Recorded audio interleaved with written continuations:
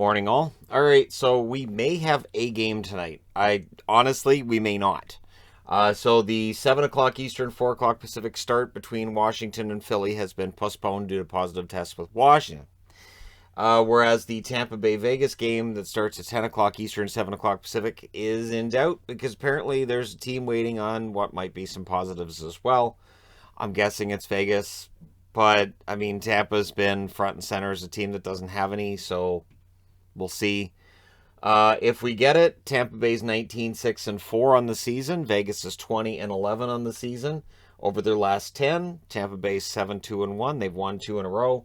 Vegas is 8-2 over their last 10. They've won 5 in a row. So this could be a big game between two teams that might see each other in a Stanley Cup final in the event that it goes ahead. So we'll see whether or not it goes ahead and what the plan is on the 27th, because we can see that what they're doing right now it's not working. So they have to hope that when they come back for the 27th that this gets better. So there won't be any hockey tomorrow.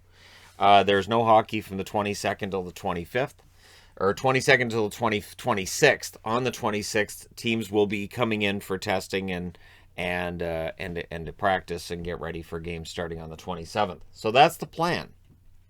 I do think plans are going to change. There are players who are upset with where we're at right now. And again, the conversation about whether or not who should be tested and when they should be tested and all that, I think it's going to be an ongoing discussion over the next few days.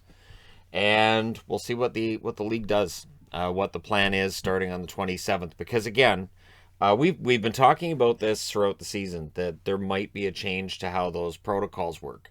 And one of the pushbacks on that was, if they change the way that they work the protocols, they're not going to go to the Olympics. Well, now they're not going to the Olympics. We've started to see articles from players on not being able to go to the Olympics, and Hellebuck is clearly not happy with not being able to go to the Olympics, as one example.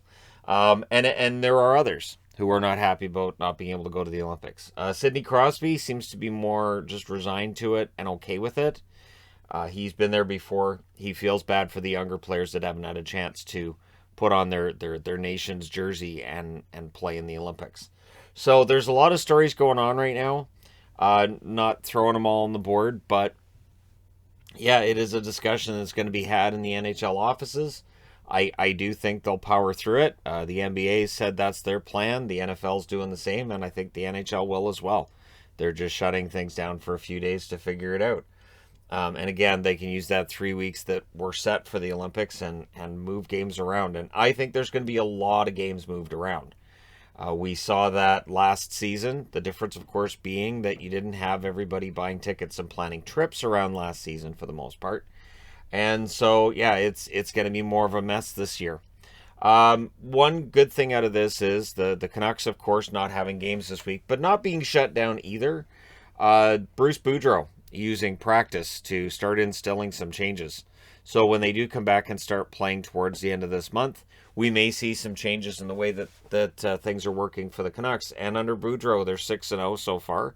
So any amount of extra time that teams may have, it could be good, especially in this case where it's a brand new coach. So for teams that aren't playing, teams that are shut down for all that, when they come back, who knows? We may see things take a bit of a turn after that. But it's good to see that Boudreau's making the most of it, right?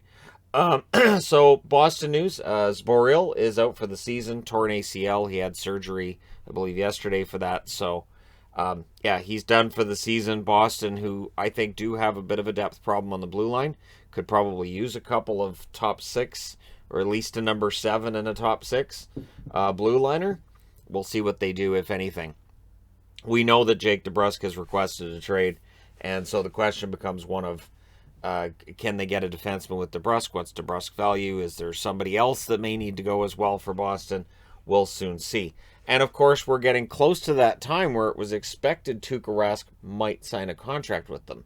And I don't know if what's going on in the NHL right now would make him more or less likely, or if it would affect him at all in his decision to actually come back and play for Boston. But that's always been the discussion, is that if Rask wants to play, it'll be for the Boston Bruins. We'll see what happens.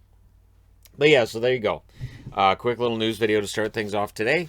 Let me know your thoughts in the comment section below as always. Don't forget to hit like and subscribe if you're browsing your way through, just tapping upon this video. We'll see if I have a game to review tonight or not.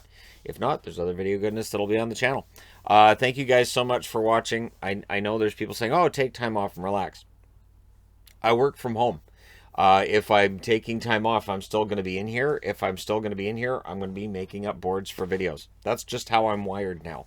So, and it's currently -4 outside, which I know for the rest of Canada is not a big deal. But -4 here, that's cold. I'm not going outside and hanging out in that when I can be in the house where it's relatively warm. So there's that. But anyways, there you go. Thank you guys so much for watching, for all your support, and thanks again for everything. I will talk to you again soon.